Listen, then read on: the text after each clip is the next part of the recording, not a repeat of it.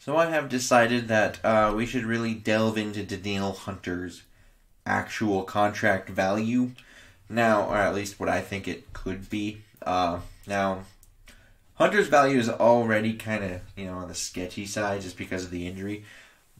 But, however, if he does want a new contract or a trade to a team that will give him a new contract, it makes the most sense for Minnesota just to pay him, since Minnesota clearly through this offseason has kind of said, we will win through this defense. It will be top 5 again. That's how we do things here. That's how it will be done. That's how it's always been done. That's how it's going to go. So, trading Danielle Hunter for more assets in a year where it kind of looks like Mike Zimmer and Rick Spielman are kind of like, you either win or you don't just go home, you stay home. So it just doesn't really check out. So, what's the value? And the way I decided to go about answering that was actually to take his total production, so his 2-season production from 2018 and 2019. And then I compare those totals to both the totals of the 18 to 19, so that 2-season grouping, to the 19 and 20 seasons of the current top 5 paid defensive end and edge players, at least by average per year money. And I did it this way in my head just because I kind of thought his main argument would be his 2 years of production, even though despite the injury last year, you can stack that up to any 2 years basically of other pass rushers, and they'll, stack up. So I was like, this way we can get the ranking of what he had during the 2018 through 2019 seasons, and then we kind of get the 19 through 2020 just for both fairness reasons of if you're combining pressures and sack totals of 2 years compared to just 1 year of Joey Bosa, clearly the 1 year isn't going to stack up to the 2. So fairness reasons for that, and we kind of get to see what his production would have been compared to what guys were even kind of doing last year. So you kind of get a sense of the whole thing, at least prior to his injury. Now, all of these numbers are going to be from Pro Football Reference. I know them and Pro Football Focus kind of have different pressures and stuff like that. So keep that in mind if you see if Pro Football Focus posts something on Twitter and it's like, you got that number wrong. I am not using Pro Football Focus. I am using Pro Football Reference. So first we need to go through the top paid edge rushers by the average. Joey Bosa makes $27 million a year.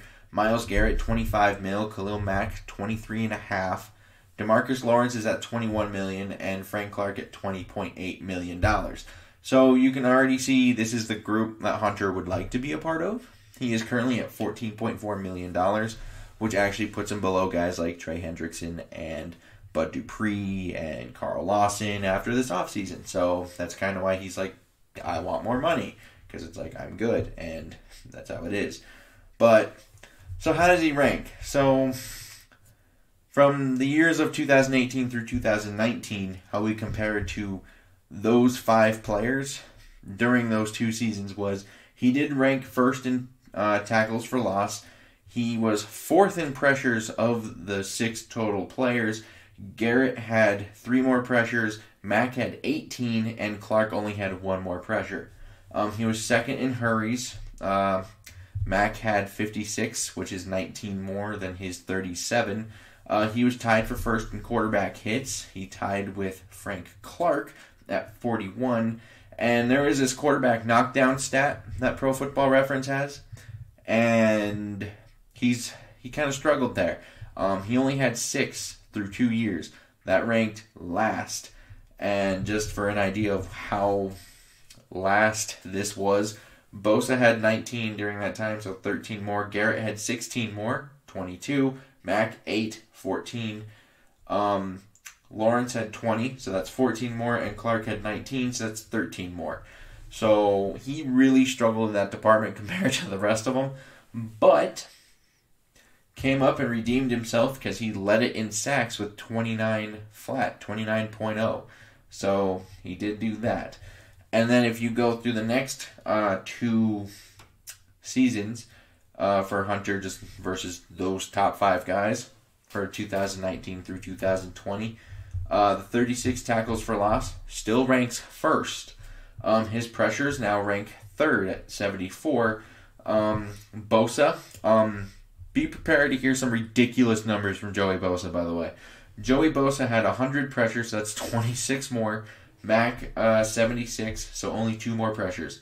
And hurries with 37, he did rank third out of this group. Bosa, again, had 43, so that's 6 more. And then Mac had 46, so that's 9 more. And for quarterback hits, the 41, that is now second to only Joey Bosa, who had 58, so 17 more. And the quarterback knockdowns, once again, at 6 is last. Bosa had 35, so that's 29 more. Garrett had 16, 10 more. Mac had 10, so 4 more. Lawrence, 14, so he had 8 more. And Clark had 17, which is 11 more.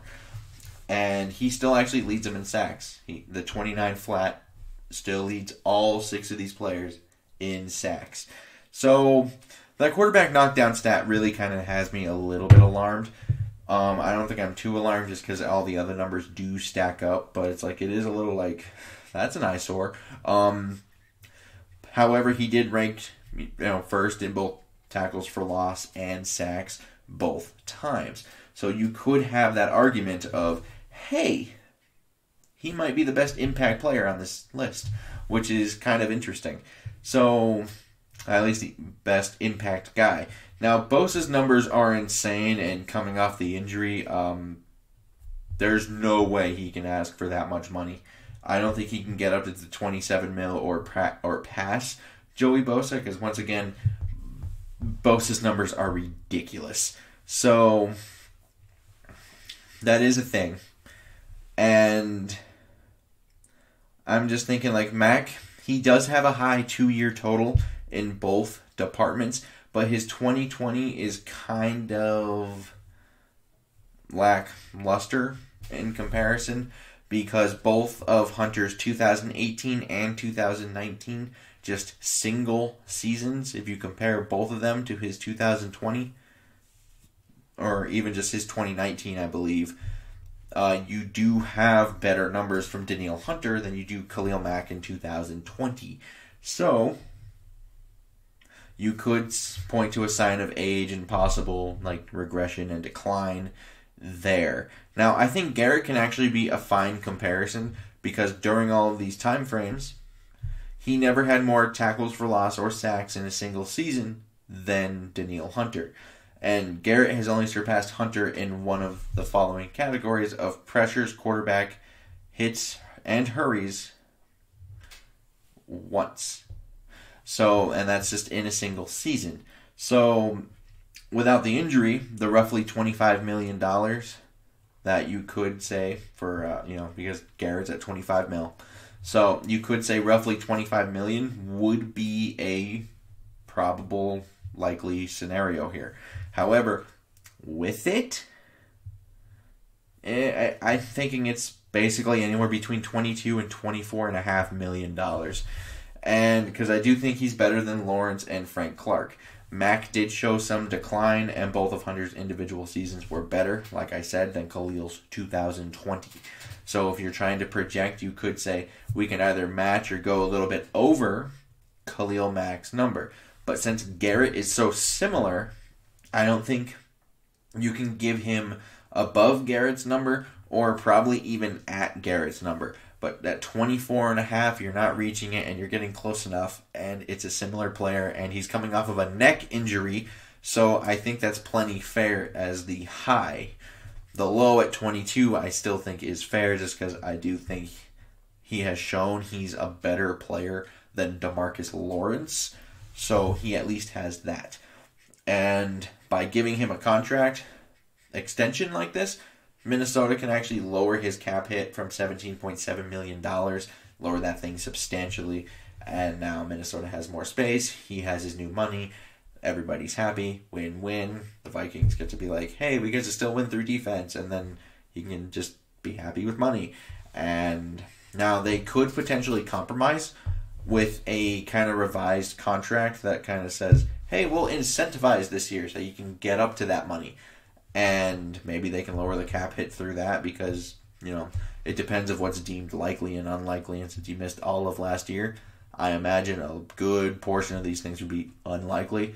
But if he basically performed like Danielle Hunter again, maybe he can get up into that ballpark, and then we can take it from there next offseason with, the contract and the possible trades and all the stuff people love to talk about. But yeah, I'm thinking 22 to 24.5 mil here. I would like to know your guys' comments, opinions, all that good stuff down below. Like and subscribing, super helpful. And until next time, I bid y'all adieu.